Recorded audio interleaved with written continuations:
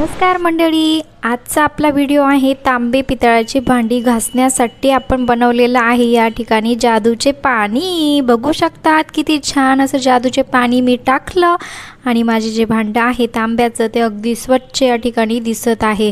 आणि सुरुवातीला बघू शकतात किती काळं हे भांडं होतं आणि तुमच्यासाठी मी हे जे माझ्याकडे छोटं तंबूचं तांब्या होता छोटासा, तो खूप शोधला म्हटलं आज या बायांना आपण काहीतरी त्यांची कामं सोपी करण्यासाठी काहीतरी आयडिया यांना दाखवूच। तर म्हणून हा मी माझ्याकडे जो सर्वात काळात असलेला तांब्या होता छोटूवाला, तो मी या ठिकाणी शोधून काढला बघा। आणि किती काळा याला रंग आलेला आहे, जो की आम्ही अडगळीच्या खोलीमध्ये ठेवून दिलेला होता, परंतु मी खूप कष्टाने त्याला शोधून काढलं आणि आता तुमच्या समोरच मी त्याला कसं स्वच्छ करते ते तुम्ही बघतच राहा। माझ्या बाईने का नुसतं भांडीच घासत राहायची का? नाही, तिला पण एन्जॉय करायला वेळ मिळायला पाहिजे ना। त्यामुळेच आज हा व्हिडिओ खूप महत्त्वाचा या ठिकाणी होणार आहे। बघू शकतात माझी बाई कधी कधी हे लिंब जे असतात ना खराब झालेले ते फेकून देते, नवऱ्याची काही काळजीच नाही तिला। अगं बाई, फेकून न देता तू असा वापर जर केला तर नक्कीच तुझे देखील काम सोपे होईल आणि तुझ्या नवऱ्याचे देखील काही 4-2 पैसे या ठिकाणी वाचतील। आता बघ, हा खराब झालेला लिंबू मी फेकून न देता त्याचा सर्व रस या ठिकाणी काढून घेतलेला आहे। जो की लिंबू खराब झाला होता, परंतु मी तो फेकून पण नाही दिला आणि माझे काम देखील मी या ठिकाणी सोपे करणार आहे। तर असेच व्हिडिओ नेहमी बघत राहा आणि आपल्या घरातल्यांचे पैसे वाचवायचा प्रयत्न करा। बघू शकतात मी या लिंबाच्या रसामध्ये यामध्ये टाकले आहे मीठ। आता मीठ तर सर्वांकडेच असते। तुम्ही म्हणत असाल या बयाने काय हे मिश्रण तयार केलं आहे, असं कुठं मिश्रण आणि कुठं भांडी काय स्वच्छ होतात का? परंतु मी तुम्हाला अगदी समोरच तुमचा रिझल्ट दाखवणार आहे। आता मी यामध्ये टाकणार आहे पाणी। थोडंसं पाणी आपल्याला यामध्ये टाकायचं आहे आणि बघू शकतात हे मिश्रण या ठिकाणी तयार केलेलं आहे। आता ते कसं लावायचं ते देखील बघणं खूप महत्त्वाचं आहे। बघा, मी हे मिश्रण टाकताच पूर्ण जो तांब्या आहे आधी बघून घ्या, नीट डोळे उघडून बघा जो छोटू तांब्या कसा आहे ते व्यवस्थित बघा। आणि माझ्याकडे कुठल्याही प्रकारची घासणी या ठिकाणी नाही आहे।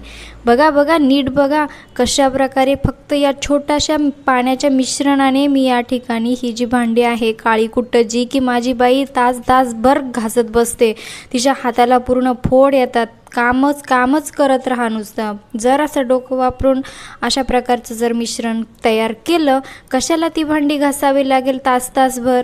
आपल्याला एन्जॉय करायला पण जरासा वेळ तर मिळायला पाहिजे ना। बघू शकतात फक्त पाणी टाकायचं आणि भांडे क्लीन।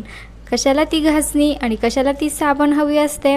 असं जरासं डोकं वापरून जर कामं केली तर नक्कीच सोपी होतील। आणि एक मला कळत नाही, तुम्ही हा व्हिडिओ स्वतःचाच फायदा करण्यासाठी का बघताय? तुमच्या मित्रांना किंवा मैत्रिणींना किंवा नातेवाईकांना का नाही पाठवते बरं? त्यांचा पण होऊ द्या जरा फायदा, त्यांचे पण पैसे वाचू द्या जरा। पाठवा, त्यांना पण पाठवा व्हिडिओ। बघा किती छान आहे। आणि हो, तुम्ही हा व्हिडिओ कुठल्या गावातून बघताय ते तर मला सांगितलंच नाही। आणि मी एक तुम्हाला सांगते, तुम्ही हा व्हिडिओ बघितल्यानंतर मला कमेंट केल्याशिवाय नक्कीच राहणार नाही, कारण एवढं जादूचं पाणी मी या ठिकाणी तयार केलेलं आहे ज्याचा तुम्हाला खूप मोठा फायदा या ठिकाणी होणार आहे। बघा आधी तांब्या कसा होता आणि अगदी चुटकीमध्ये मी तांब्या कसा केला आहे ते, न घासता, न काही चोळता, हात पण न लावता। तुमच्या जर हातांना दुखत असेल तर अशा पद्धतीचं पाणी तुम्ही तयार करायचं, तांब्याला लावायचं, जे तांब्याचे भांडे असतात, जे की माझी बाई तासभर घासते आणि तिचा टाईम वेस्ट करते। नको घासू बाई, अशा पद्धतीने जर कामं केली तर नक्कीच पुढे जाशील। बघू शकतात आणि तुमच्या घरातल्यांचे तर खूप पैसे तुम्ही या ठिकाणी वाचू शकतात। लिंबू जे की आपण फेकूनच देणार होतो, खराब झालेल्या लिंबापासूनच मी हे सर्व मिश्रण या ठिकाणी तयार केलं आहे। आणि हा जो तांब्या होता तो माझ्या खूप जुना पडलेला तांबा मी इथे शोधून काढून त्याला मी अगदी नव्यासारखं बनवलं आहे। आता तुम्ही म्हणाल बाई ही तर धुवून काढते, आता बघू आता धुतल्यानंतर तांब्याला काय झालंय ते आपल्याला कळेलच। आता ते काळे जे स्पॉट आहे ते खूप दिवसापासून तांब्या ठेवल्यामुळे त्याला असं थोडासा गंज लागलेला आहे, त्याचा जास्त विचार करू नका। परंतु बाकी साईड बघा, आहा, असं वाटते आत्ताच तांब्या दुकानातून आणलाय का।